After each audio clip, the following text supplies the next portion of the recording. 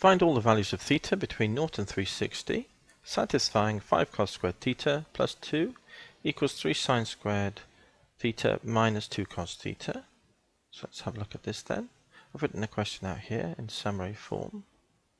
So we've got, this is a cosine, so if we remove this sine squared by replacing it by 1 minus cosine squared, we'll obtain a quadratic in cos, which we can then solve. So let's do that then. So we've got 5 cosine squared theta here, plus the 2, 3, and then the sine squared can be replaced by 1 minus cosine squared theta, minus the 2 cosine theta. So let's move everything over onto this side. So this is minus 3 cos squared, moves it to plus, with the 5 makes 8 cosine squared theta. Then the number of cosines, well, we've got a minus 2, bring it over here to plus 2 on the left. Then we've got a 3 here, bring that over to be minus 3. 2 take 3 is minus 1 equals 0. So we need to factorize this then. 4 2's and 1 times 1, that looks promising, doesn't it? So 4 cos theta, 2 cos theta. And that will give a difference of 2 when you times them both by 1, won't it? This is a plus, so the bigger one needs to be plus, like so. So we get 8 cos squared theta, plus 4 minus 2 cos theta, giving the middle term.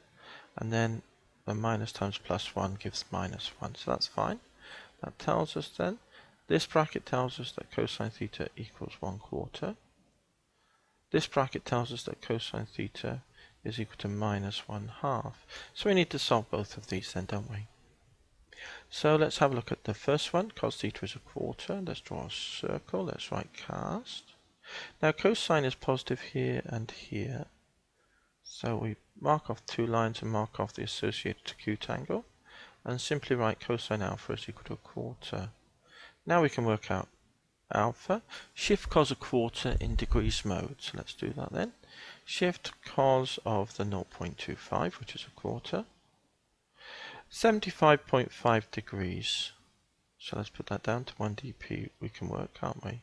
75.5 degrees. There's alpha. So theta in this case is equal to, well, our first angle is round from 0 to 360, is round to here. And so that's 75.5 degrees. The second angle, theta, we need to go around the circle, right round to here, don't we?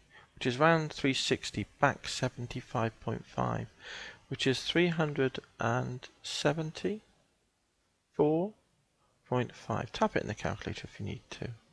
But when you add that to 75.5, you should get 274. I'll get it right in a minute.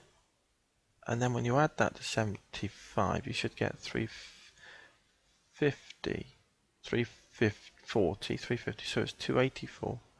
So as I say, it does help to write it in a calculator. So there's our 360.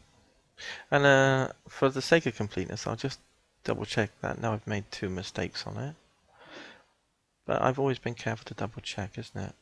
So it was 360 minus the 75.5, and you get 284.5, so that's fine.